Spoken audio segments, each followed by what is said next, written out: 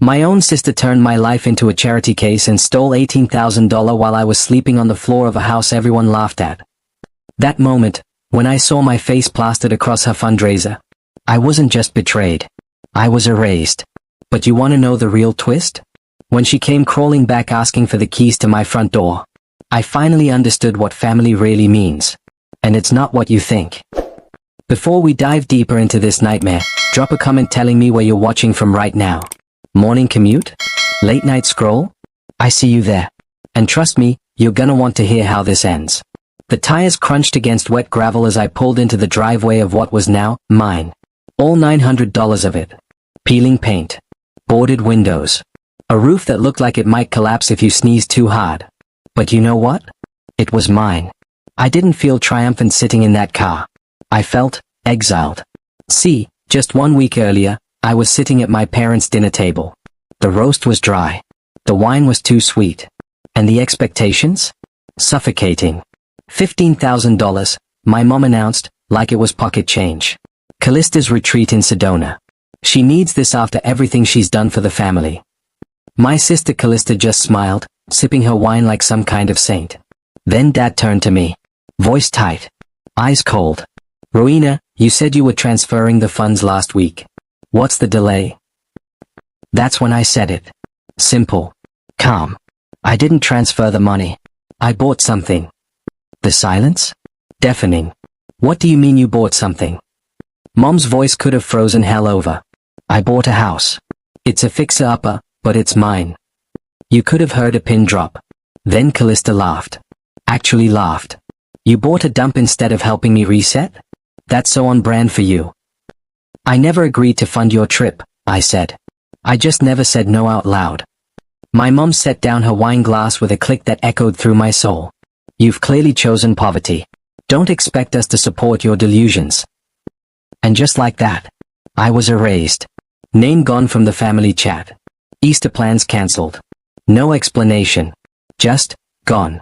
Have your parents ever made you feel invisible? Like you were taking up space that wasn't meant for you? I didn't know it then, but this was just the beginning. The house smelled like mildew and broken dreams. I stood in what was supposed to be my living room, trying to hang a faded blue curtain from college. The rug crashed to the floor with a clang that echoed through the empty space. Typical, I muttered. And that's when it hit me. Every memory. Every slight. 16 years old, my birthday. A cake with bright pink frosting and my name spelled wrong. No double N. Just Rowena. Always had been. They never bothered to learn. Callista got a Volkswagen for her 16th.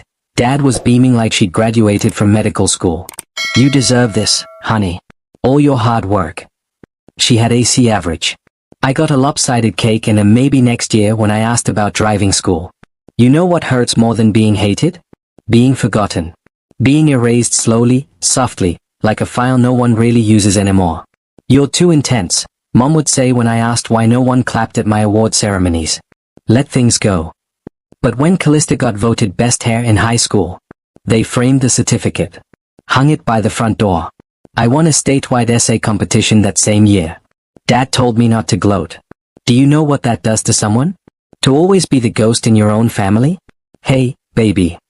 Aunt Chorus's voice crackled through the speaker. I just wanted to check in. I heard, well, I saw you weren't in the family group chat anymore. I laughed softly. Isn't that something? Digitally exiled. She hesitated. I want to tell you something, and I hope you listen. You were never the problem. You just weren't Callista. That was your only crime. I swallowed hard, leaning against the cold fridge door. It still hurts. I know it does, she said gently. But here's the thing. When they need something, they'll come back around. They always do. Just don't forget what this felt like. Don't you dare forget. Her voice cracked on that last sentence. It wasn't anger. It was exhaustion. She was right. They would come back. And they'd need way more than forgiveness. A week later, I heard knocking at my door. There she was. Callista. One stiletto heel tapping against concrete. Cream-colored cashmere coat belted at the waist.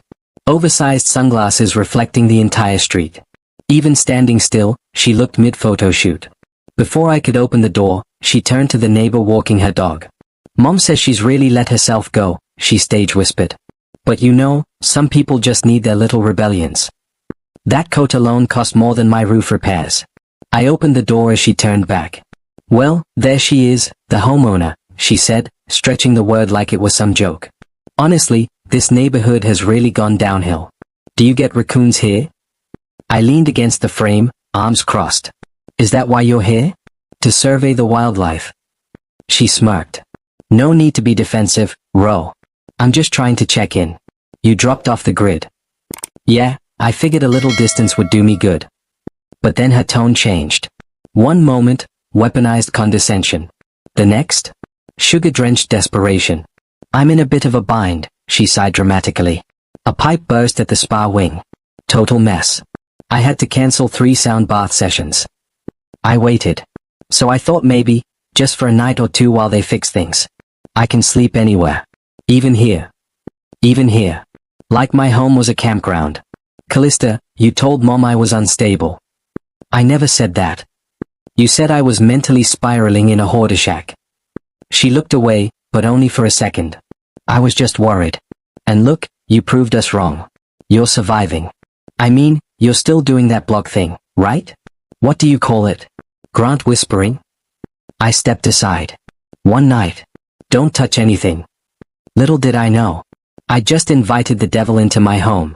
I woke up to the smell of instant coffee and something far worse, laughter. Not the warm kind. The kind that felt like a slap across the face. As I rounded the corner to my kitchen, I stopped cold. A ring light was set up by the window. My stained kettle was pushed aside for neatly arranged oat milk cartons and granola bars. And in the middle of it all? Callista. Full face of makeup.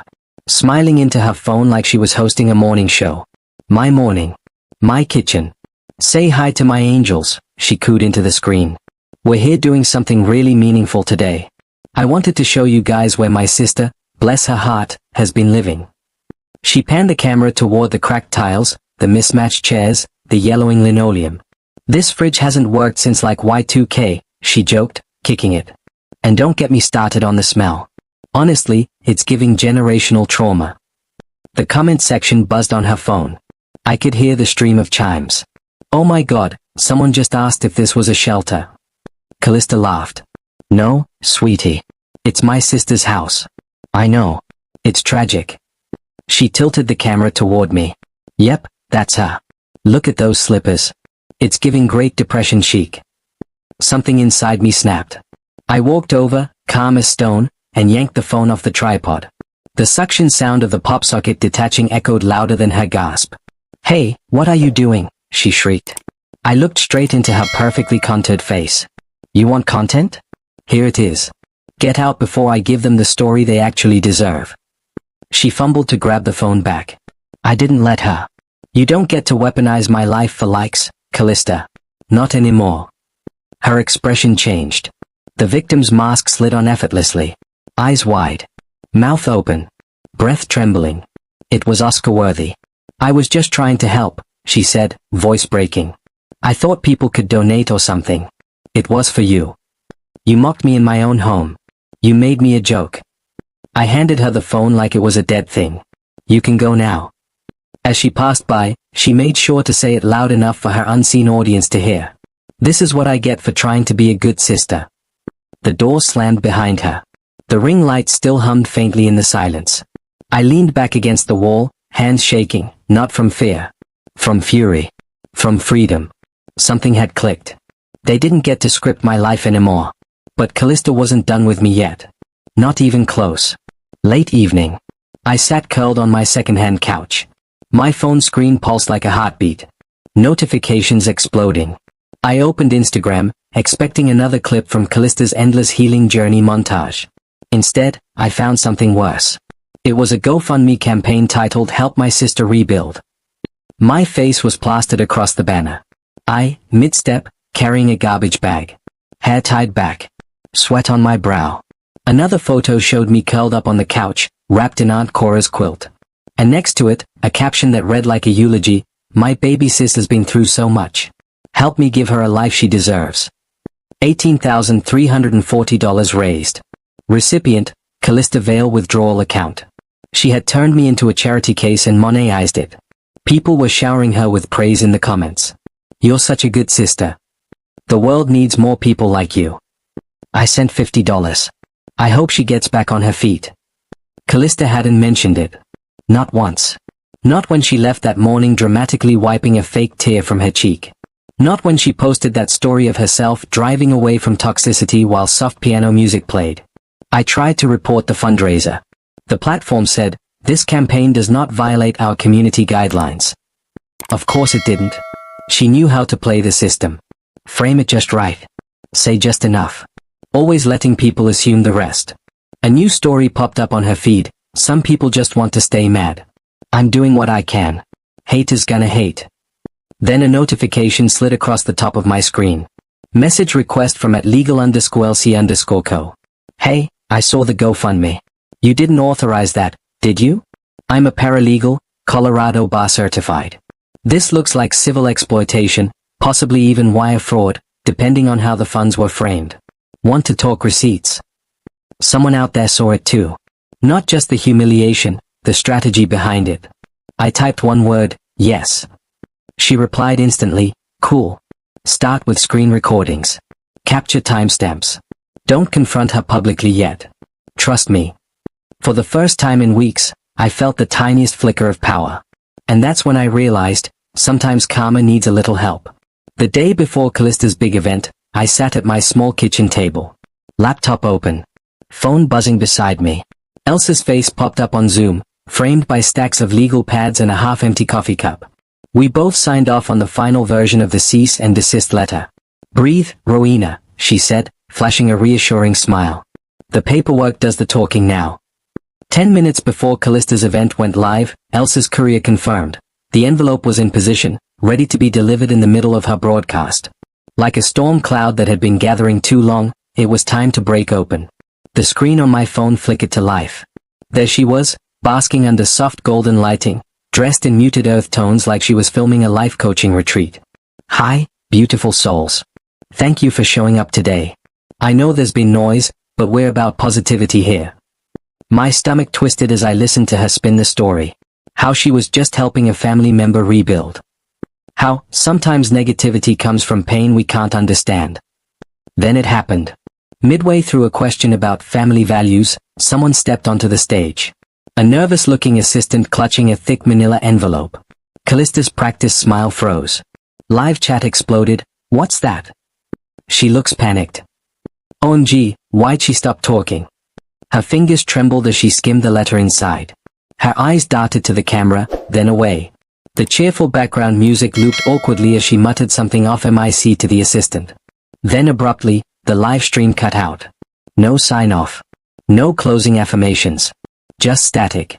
Within minutes, Reddit threads bloomed, "Cease and desist. Someone got legally botted live."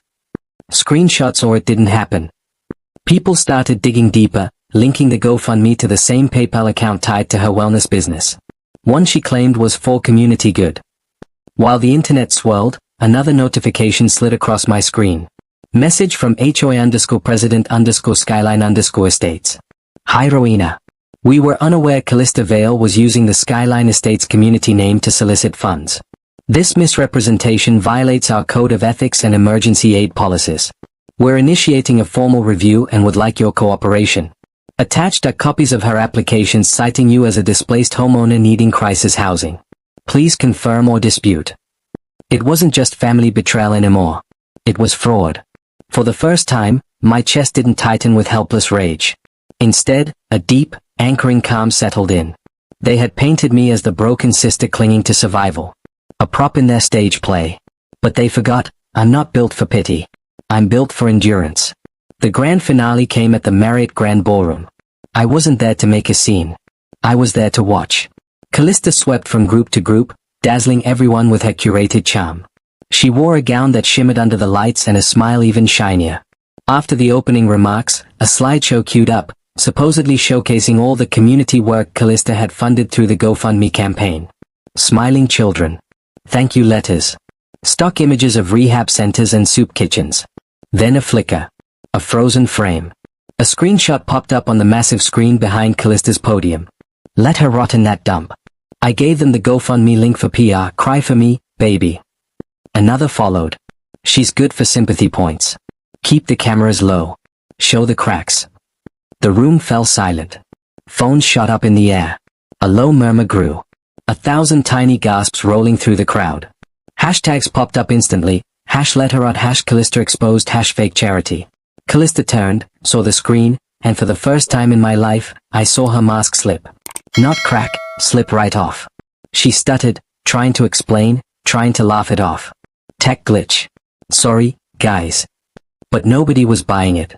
Then, Aunt Imogene rose from her table. She had been scheduled to give a speech praising Callista's resilience and family values. Instead, she took the stage with slow, deliberate steps. She didn't even glance at Calista. She looked straight into the crowd. I was asked to speak tonight about hope, she began, voice carrying across the hushed ballroom. About rebuilding trust. About family. She paused. And for too long, this family has worn a mask. Smiled in public, shamed in private.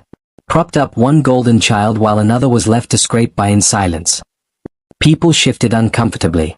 I won't pretend anymore, Aunt Imogene said. Tonight, I stand not with what looks pretty on a flyer, but with what is right. And with that, she stepped down from the stage, walked across the room, and wrapped me in a firm, proud embrace. Cameras clicked. Flashes popped. The silence broke. And it wasn't for Calista. I heard her heels click furiously across the marble floor as she fled the ballroom, the train of her gown snagging on a chair. I didn't chase her. I didn't even watch her leave. Morning sunlight spilled through the patched windows of my little house, painting soft rectangles across the floor.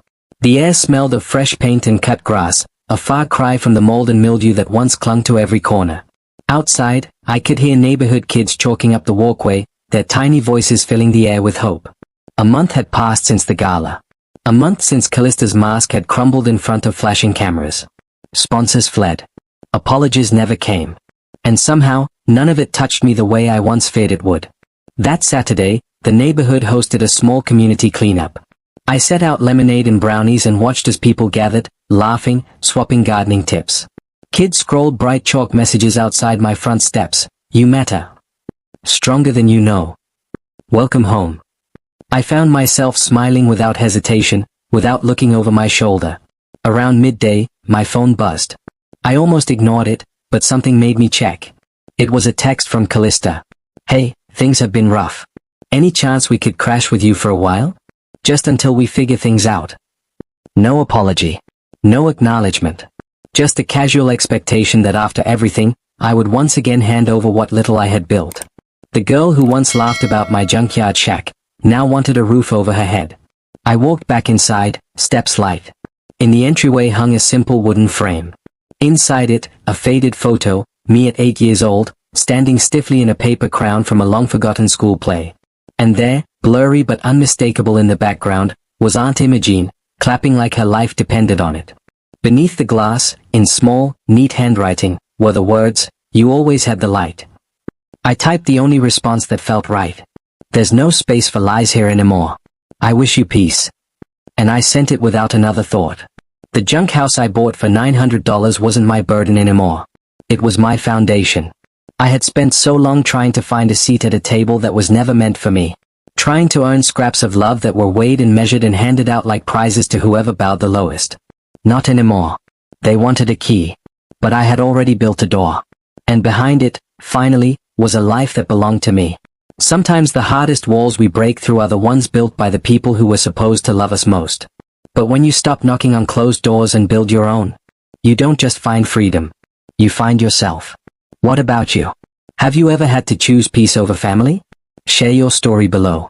If this story touched you, hit the subscribe button. Share this story with your children. You might be saving them a lot. I'll see you in the next one.